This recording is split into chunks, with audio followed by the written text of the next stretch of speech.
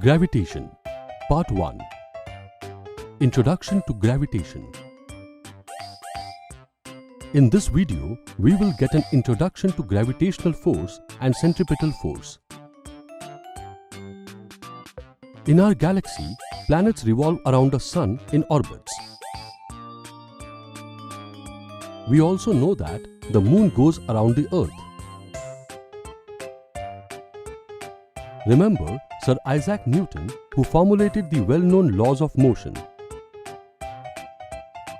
It is often said that in 1665, he came up with the idea of gravity when an apple fell on his head. Here are a few examples of objects attracted towards the earth. Rain always falls towards the earth. We observe that as soon as football rises above the field, it falls back on earth. An apple detaching from the branch of a tree falls to the ground. Therefore, we can conclude that rain, football, and apples are attracted to the earth. But do the objects also attract the earth? If yes, then why don't we see the earth moving towards the apple? It is because, according to the second law of motion, acceleration is inversely proportional to the mass of an object. The mass of an apple is negligible compared to the mass of the earth.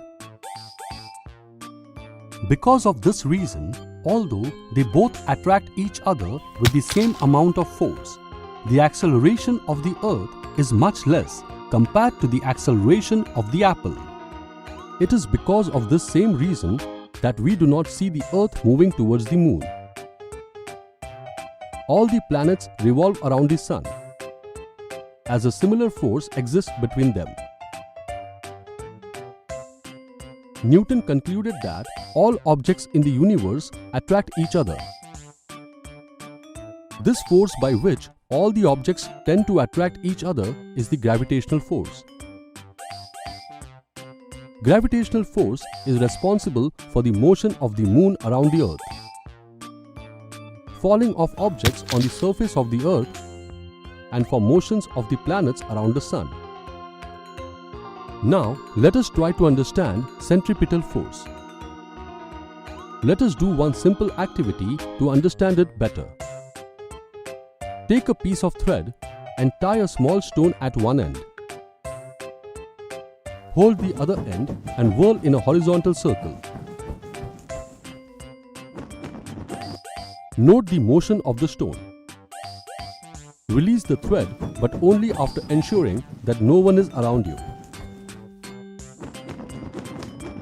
What do you think will happen when you release the thread? Now, let's understand what was happening.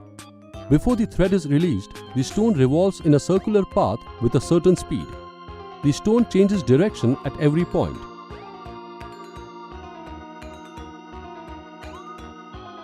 The change in direction of stone occurs due to the change in its velocity or acceleration. The force which maintains this acceleration and keeps the stone moving in a circular path acts towards the center. This force that causes acceleration on a body moving in a circular path and is directed towards the center of rotation of the body is called the centripetal force.